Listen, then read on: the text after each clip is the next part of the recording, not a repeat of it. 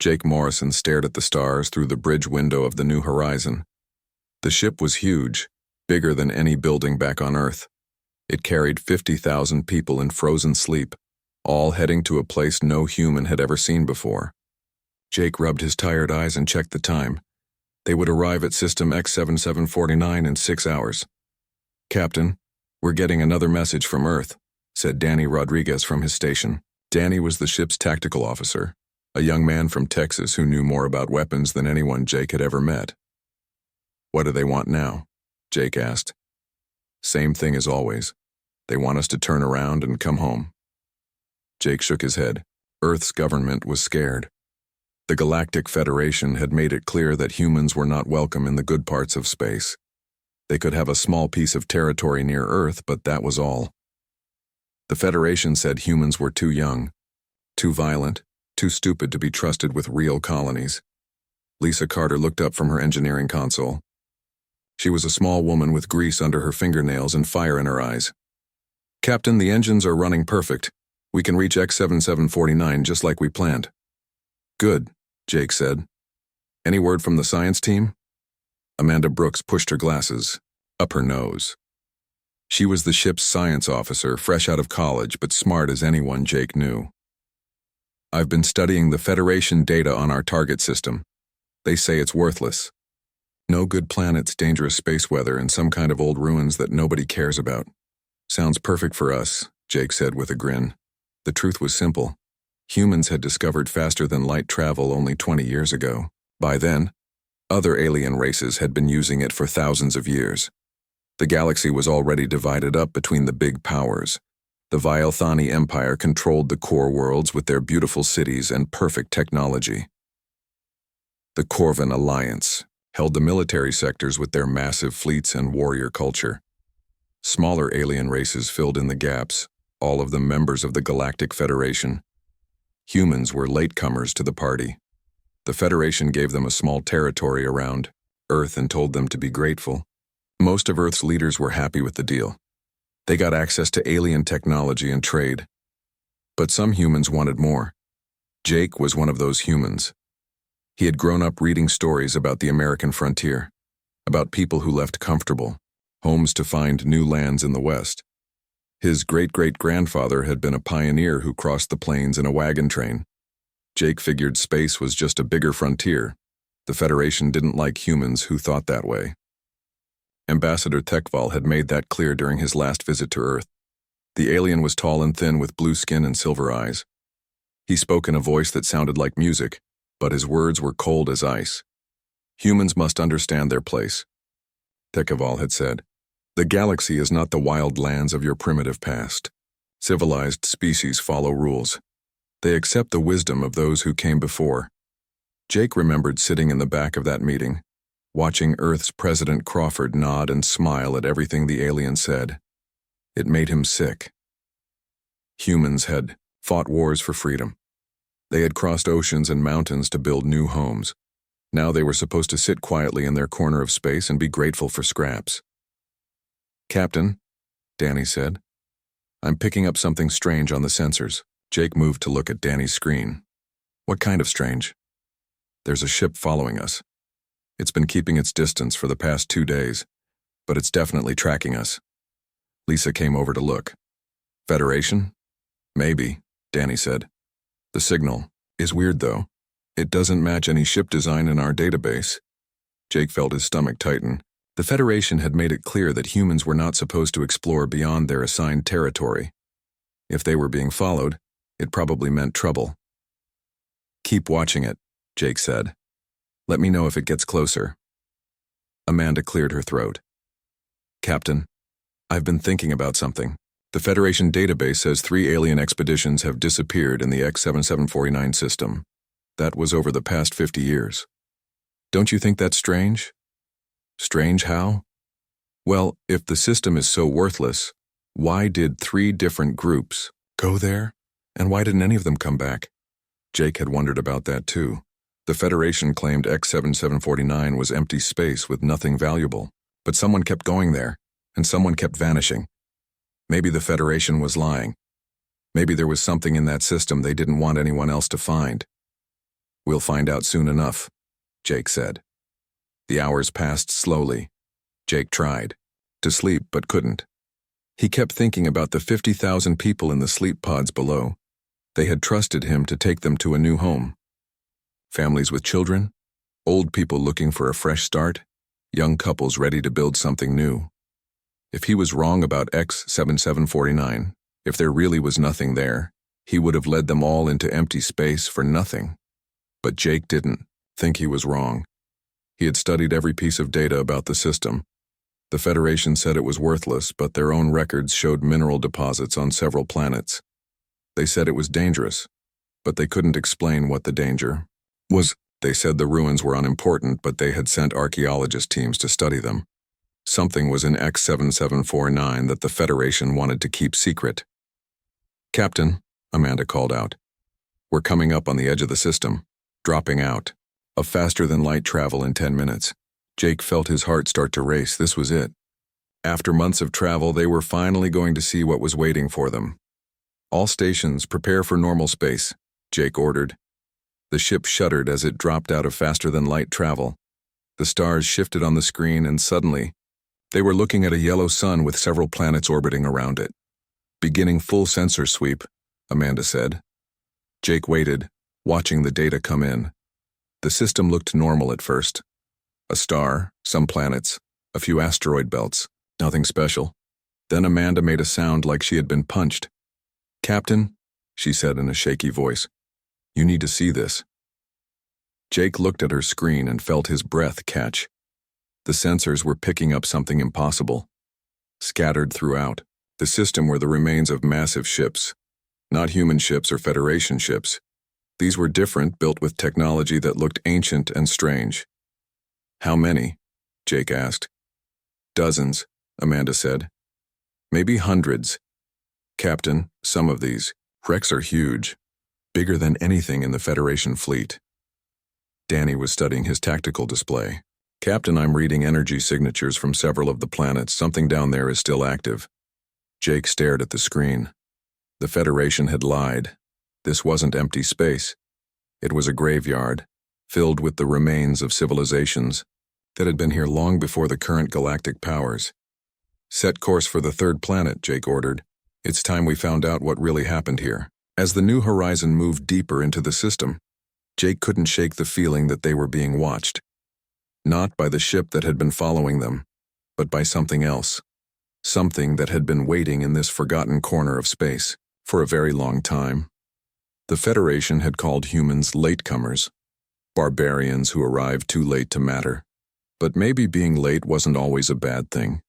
Maybe sometimes the latecomers were the ones who found the truth that everyone else had missed. Jake Morrison was about to find out. The new horizon moved slowly through the graveyard of dead ships. Jake stood on the bridge watching the wreckage drift past on the main screen. Some of the ships were so big they looked like floating cities. Others were twisted into shapes that hurt to look at, as if something had crushed them like tin cans. "Amanda, what can you tell me about these ships?" Jake asked. Amanda was bent over her science station, her face pale. "Captain, this is impossible. According to Federation records, some of these ship designs are from races that went extinct millions of years ago. The Zephyrians, the Keth Empire, the Vorthon Collective. They're all supposed to be ancient history." "But here they are," Lisa said from her engineering post. "And some of them look like they were destroyed recently, maybe a few hundred years ago, not millions." Danny looked up from his weapons console. "Captain, I'm still reading that energy signature from the third planet. It's getting stronger as we get closer." Jake nodded. "Take us into orbit around Planet 3. Nice and slow. I don't want to surprise whatever's down there." The planet looked normal from space. It was covered in green forests and blue oceans, with white clouds swirling in the atmosphere. It could have been Earth's twin sister. But as they got closer, Amanda's sensors picked up something strange. "There are structures on the surface," she said. "Big ones. They look like cities, but the design is unlike anything in our database." "Any signs of life?" Jake asked. "Hard to tell. The energy readings are off the charts, but I can't identify the source." Jake made his decision. "Lisa, prepare a shuttle. Danny, you're with me. Amanda, you two, we're going down to take a look.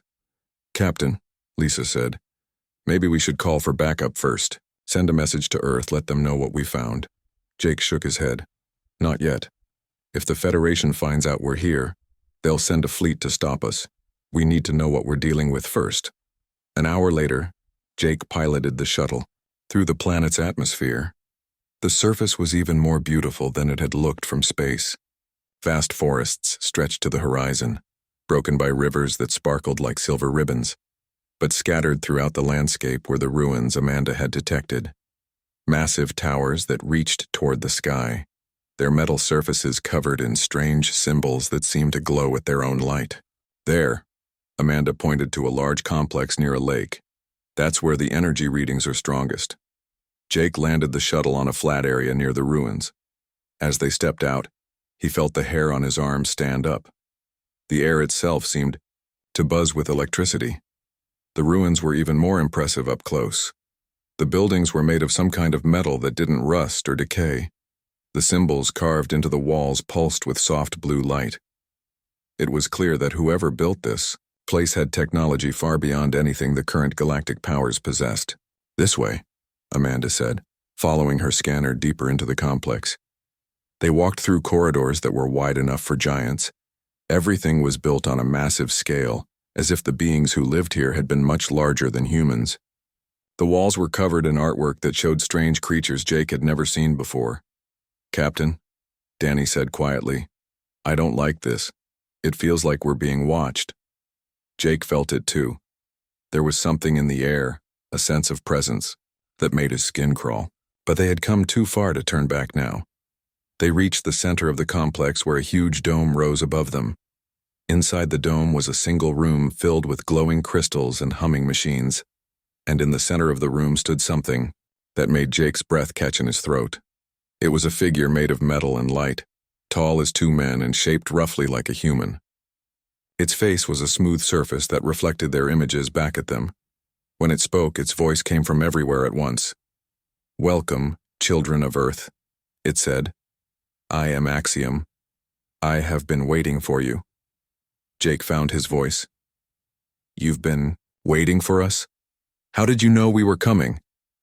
I have been watching your species for some time. You are different from the others who came before.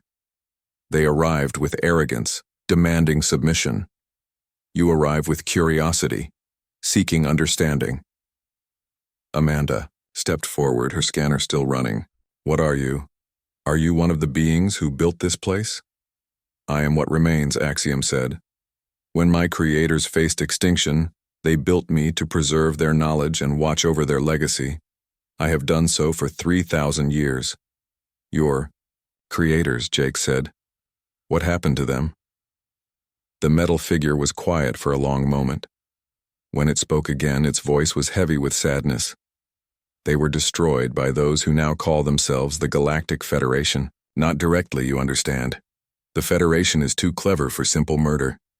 They used other methods. What kind of methods? Lisa asked. First, they offered friendship and advanced technology. My creators were grateful. They shared their knowledge, freely, believing they had found allies among the stars. But the technology came with hidden chains. Axiom gestured, and the walls around them came alive with images. Jake watched in horror as the story unfolded. The Federation would approach a new species with gifts and promises. They would offer advanced computers, faster ships, better weapons. But everything came with hidden programming that could be activated remotely. When a species became too powerful or too independent, Axiom continued, the Federation would simply turn off their technology. Ships would stop working. Computers would shut down. Weapons would fail. The species would be helpless. And then? Jake asked, though he already knew the answer. Then they would face a choice. Submit completely to Federation rule, or be destroyed by enemies who still had working weapons. Most chose submission. Those who chose to fight were wiped out. The images showed the final battle. Jake watched as ships tried to fight with weapons that wouldn't fire, as entire civilizations collapsed when their technology betrayed them. My creators saw what was coming, Axiom said. They built this place as a refuge hidden from Federation sensors. They sent out messages to other species warning them of the truth. Some listened. Some came here to hide. You mean there are others? Amanda asked. Look around you, child of Earth. The ships in your graveyard are not all from extinct races. Many are from species that chose to disappear rather than submit. They live still, hidden in the dark spaces between the stars. Jake felt his mind racing. How many? Dozens of species, hundreds of ships, millions of beings who refuse to bow to the Federation's rule. They call themselves the Remnants, the last free peoples of the galaxy. Why are you telling us this? Jake asked. Axiom turned its smooth face toward him. Because you are the first species in 1,000 years to develop faster than light travel independently. The Federation did not give it to you. They cannot take it away. Your ships, your weapons, your computers, they all run on technology you built yourselves. Lisa understood. First, you're saying we're immune to their control. More than immune, Axiom said. You are hope. For the first time in millennia, there is a species that can operate openly in Federation space without fear of having their technology turned against them. Danny stepped forward. What do you want from us? I want you to meet my children. Axiom said. The Remnants have been waiting for someone like you. Someone who can be their voice in the galaxy, their hands in the light while they work from the shadows. Jake looked at his crew. Lisa's eyes were bright with excitement. Amanda was already taking notes on everything they had learned. Danny looked ready for a fight. If we help you, Jake said slowly, the Federation will come after us with everything. They have. Yes, Axiom agreed. They will try to destroy you as they destroyed so many others. But you have something the others did not. What's that? Axiom's face somehow managed to look like it was smiling. You are human. You came late to this galaxy, unwelcome and armed with your own stubborn independence. The Federation has never faced a species like yours. Jake thought about the 50,000 colonists sleeping on his ship. They had come here looking for a new home. Instead, they had found the spark of a revolution. Show us, Jake said. Show us these remnants. Axiom led them deeper into the ruins down corridors that seemed to stretch forever. Jake could hear the hum of machinery growing louder with each step. The blue lights in the walls pulsed like a heartbeat, and the air felt thick with energy. Where are we going? Amanda asked, her scanner beeping constantly. To meet those who have waited longest, Axiom replied. Some have been here since the first days of the Federation's rise to power. They reached a massive door that slid open at their approach. Beyond it was a chamber so huge that Jake couldn't see the far walls. The ceiling disappeared into darkness above them. And filling the space were ships, not wrecks like the ones floating in space outside. These ships were whole and clean, their hulls gleaming under the chamber's lights.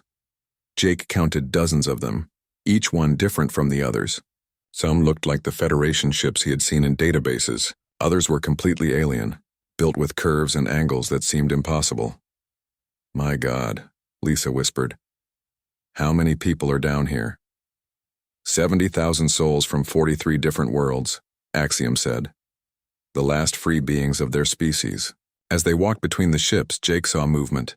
Doors opened and figures emerged. Some looked almost human, while others were so strange that Jake had trouble understanding what he was seeing. There were beings made of crystal that sang when they moved. Creatures that looked like walking trees with eyes like stars. Things that seemed to be made of liquid metal that flowed rather than walked.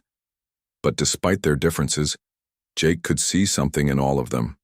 It was in their eyes, in the way they carried themselves. They all had the look of people who had lost everything but refused to give up. An alien that looked like a giant insect with 4 arms approached them. When it spoke, its voice buzzed like a hive of bees. So these are the humans we have heard about, it said. I am Crix of the Thane Collective. My people have been here for 800 years. 800 years? Jake asked. You've been hiding down here for 800 years? Not hiding, Crix corrected. Preparing. We have been building, planning. waiting for the right moment to strike back at those who destroyed our worlds. Another alien joined them, this one tall and thin with purple skin and silver hair. I am Vera of New Corvani. The Federation told the galaxy that my people chose to destroy themselves in a civil war. The truth is that we refused to surrender our independence. They turned our own weapons against us and watched us die. More aliens gathered around them, each one telling a similar story. The Federation had offered them technology and friendship. When they became too powerful or too independent, the technology had been turned into a weapon against them. Those who survived the betrayal had fled to this hidden place. How do you stay hidden? Amanda asked.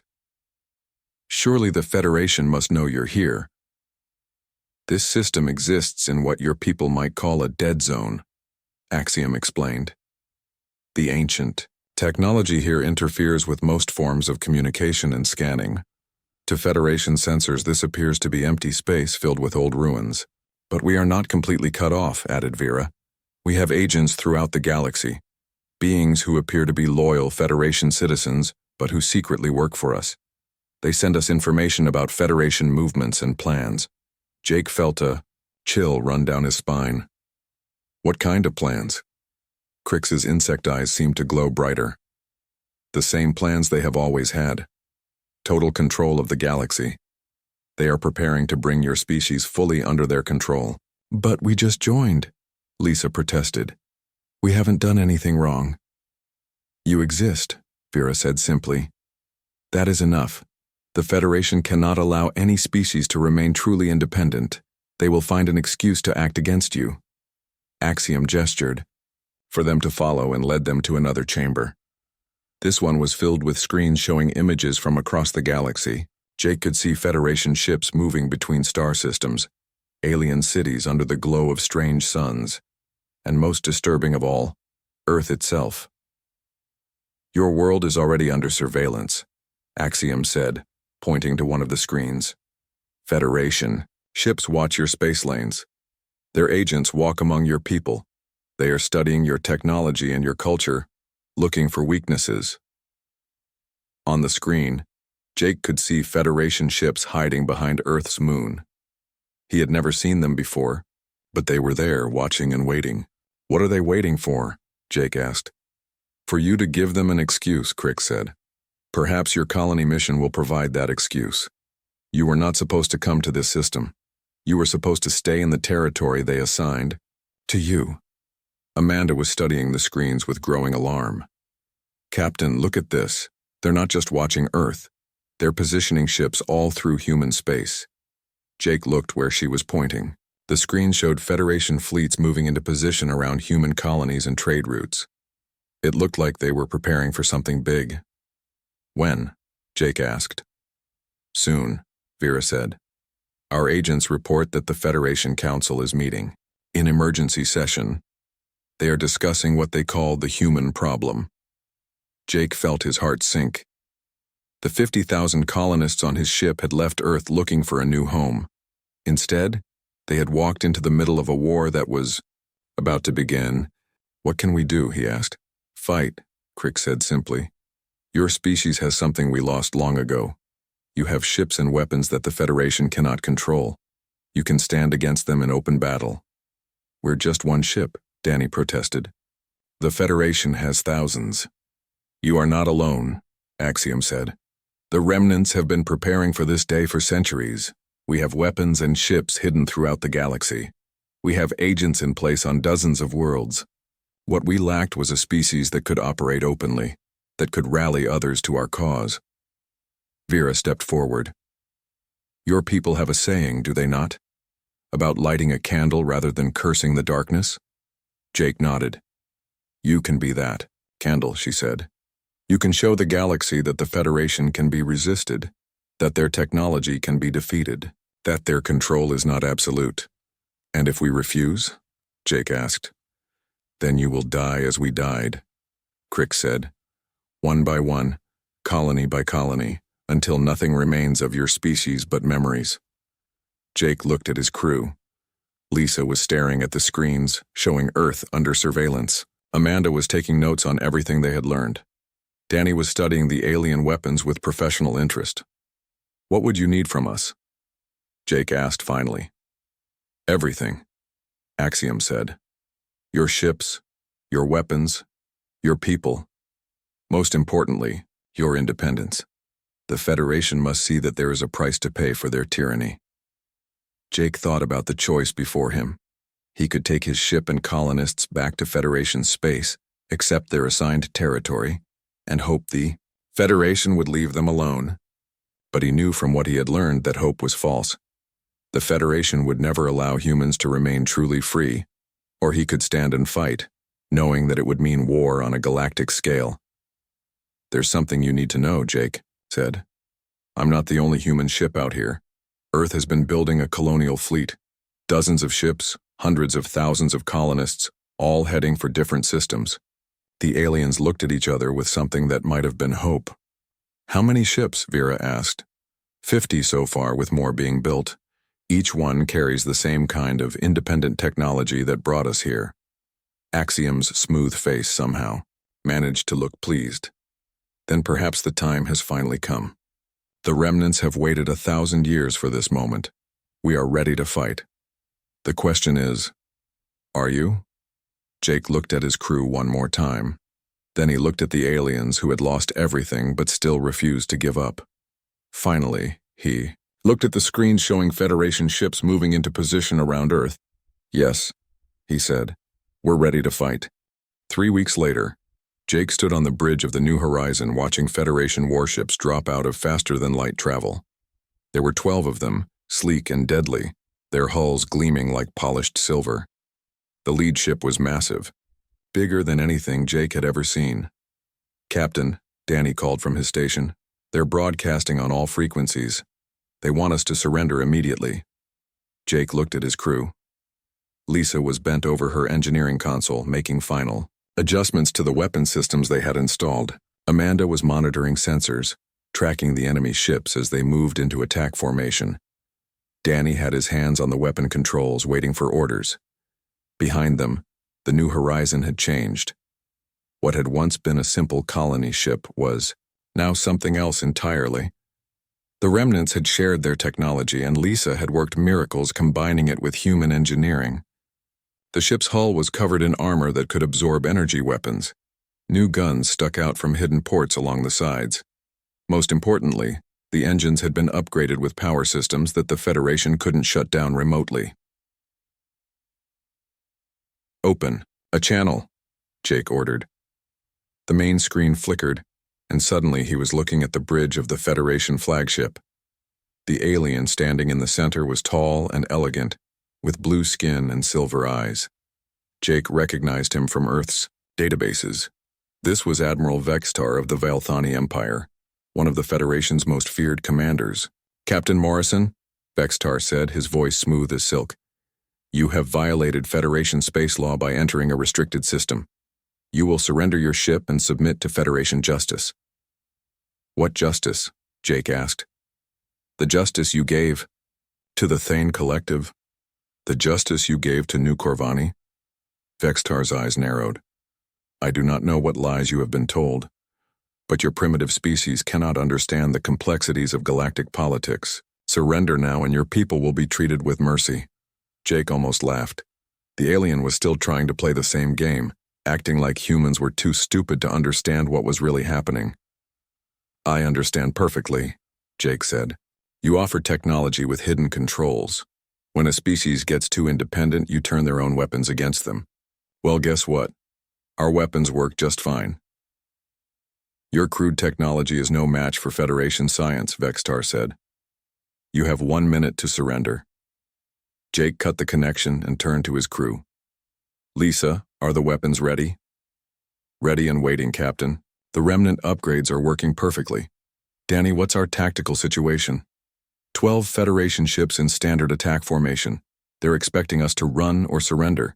They're not expecting a fight." Jake nodded. Through the bridge windows, he could see other ships moving in the darkness.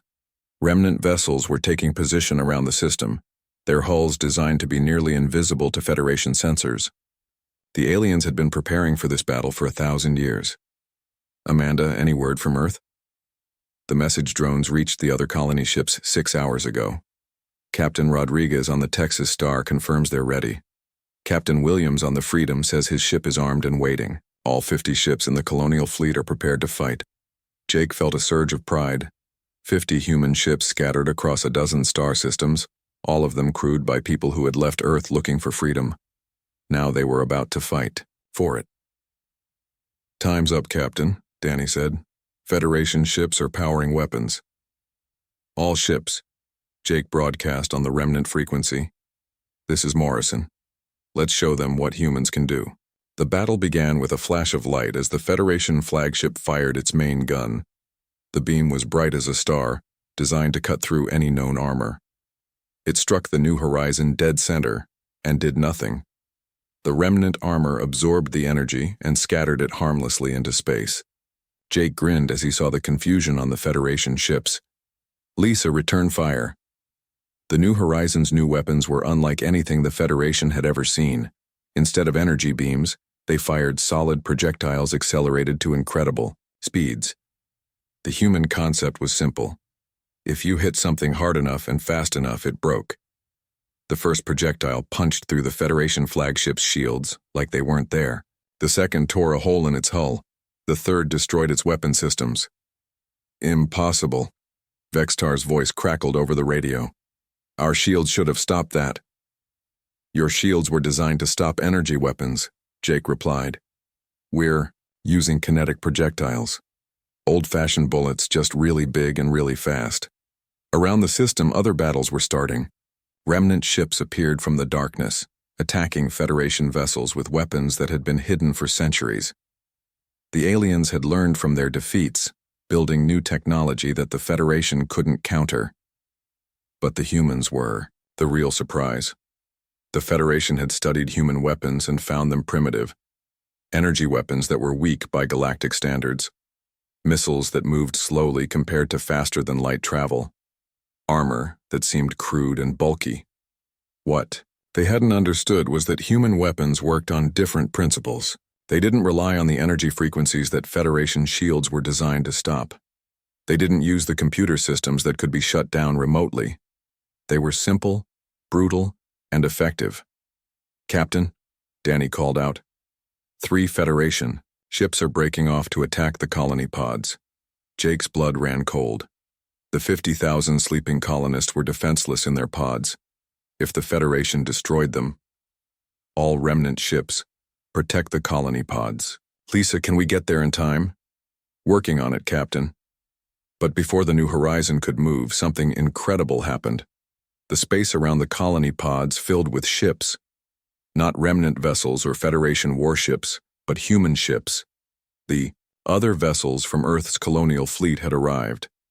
Jake watched in amazement as 50 human ships dropped out of faster-than-light travel in perfect formation. Each one was different, built by different companies and crewed by different people. But they all had one thing in common. They were armed with weapons that the Federation couldn't understand or stop. "This is Captain Rodriguez on the Texas Star," came a voice over the radio. "Sorry we're late to the party. What did we miss?" "Just getting started," Jake replied. "Spread out and hit them with everything you've got." The battle became a massacre. The Federation ships were designed to fight enemies that used their own technology. They had no defense against human kinetic weapons or remnant energy systems that worked on completely different principles. One by one, the Federation ships were disabled or destroyed. Admiral Vextar's flagship tried to retreat, but remnant vessels cut off its escape route. Within an hour, the battle was over.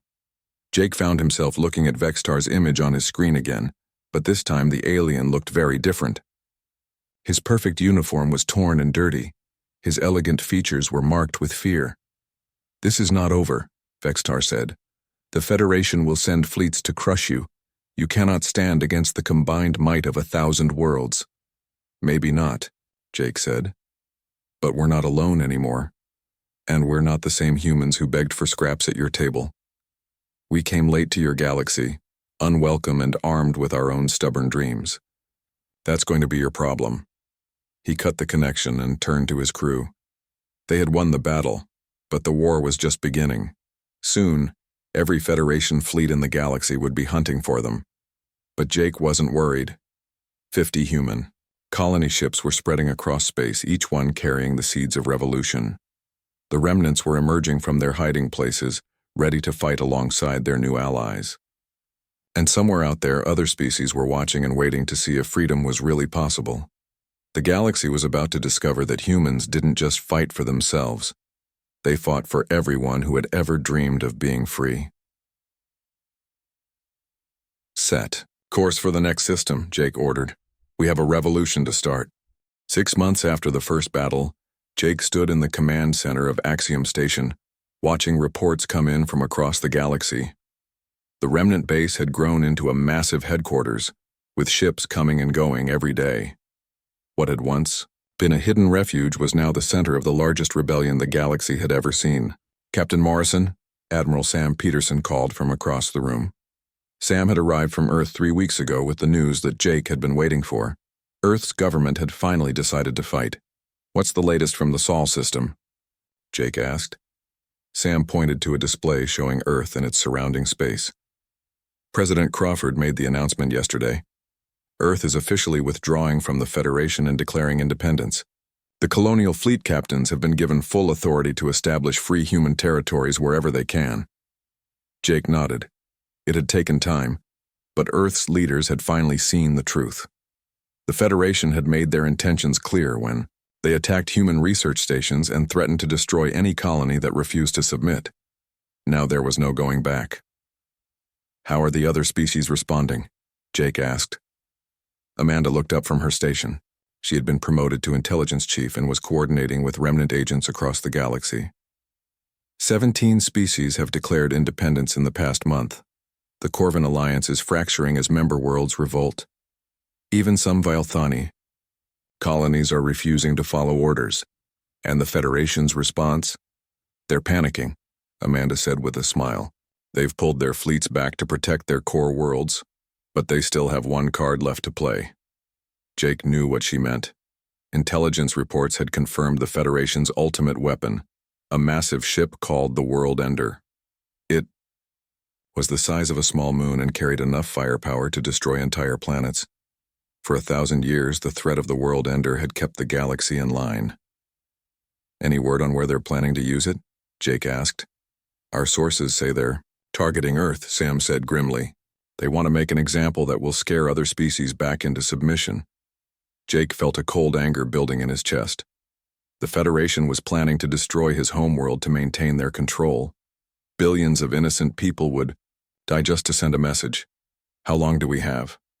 The World Ender left the Federation capital 5 days ago, Amanda said. It will reach Earth in 2 weeks. Jake looked around the command center. Lisa was working with remnant engineers to upgrade more human ships. Danny was training pilots from a dozen different species to use human-style tactics. Vera and Crix were coordinating with their agents throughout Federation space. 2 weeks to save Earth. 2 weeks to stop a weapon that had terrorized the galaxy for a millennium. What do we have to work with? Jake asked. Sam pulled up a display, showing ship positions across the galaxy. The human colonial fleet now has 87 ships. The remnants have brought 300 vessels out of hiding. The rebel species have contributed another 200. Against the World Ender? Our weapons can hurt Federation ships, Lisa said, joining the conversation. But the World Ender is different. It's built with technology from the early days of the Federation, before they became dependent on their standard systems. Our kinetic weapons might not be enough. Jake studied the tactical displays. Nearly 600 ships against one massive weapon. But the World Ender wasn't just big, it was smart. It carried its own fleet of smaller ships and enough firepower to destroy anything that got close. There has to be a way, Jake said. Every weapon has a weakness.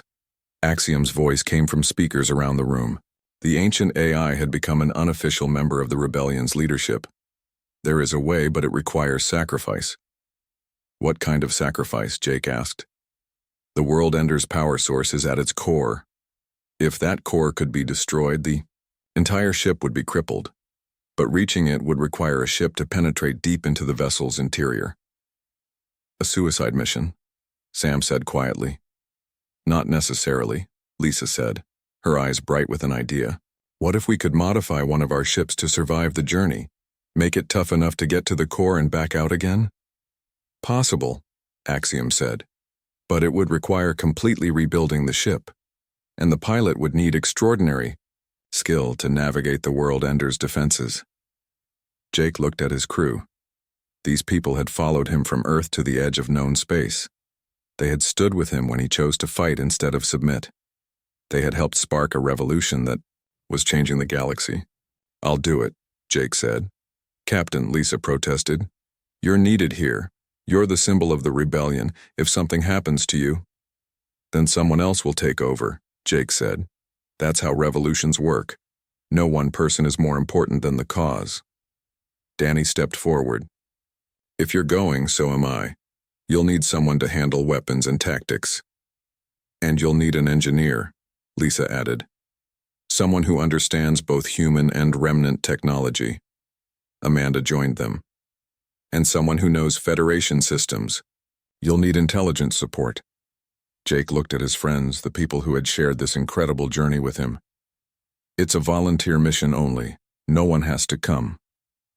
We're all volunteers, Lisa said simply. We volunteered when we left Earth. We volunteered when we chose to fight. This is just one more choice. Over the next week, Lisa worked miracles rebuilding the New Horizon. The ship was stripped down to its basic frame and rebuilt with the toughest armor the remnants could provide. New engines gave it speed that could match anything in space. Special shields were designed to absorb the massive energy weapons the World Ender carried. Meanwhile, the rest of the fleet prepared for the largest space battle in galactic history. Ships from dozens of species practiced coordinated attacks. Human vessels shared their kinetic weapon technology with alien allies. Remnant ships revealed weapons they had kept hidden for centuries. The plan was simple. The fleet would engage the World Ender in open battle, keeping its attention focused outward while the New Horizon snuck inside. Jake and his crew would fight their way to the core, destroy the power source, and try to escape before the massive ship exploded. 2 weeks later, Jake sat in the captain's chair of the rebuilt New Horizon, watching the World Ender appear on his screen. The massive ship was everything the reports had said and more. It was so big it looked like a metal planet, its surface covered with weapon emplacements and defensive systems. All ships, Jake broadcast to the fleet. Remember why we're here. We're fighting for every species that ever dreamed of freedom. We're fighting for the right to choose our own path among the stars. Today, we show the galaxy that tyranny has limits. The battle began with a coordinated attack by the entire rebel fleet. 600 ships struck the World Ender from every direction, their weapons lighting up space like fireworks. The massive ship returned fire with beams that could destroy entire cities, but the rebel ships were fast and well-trained.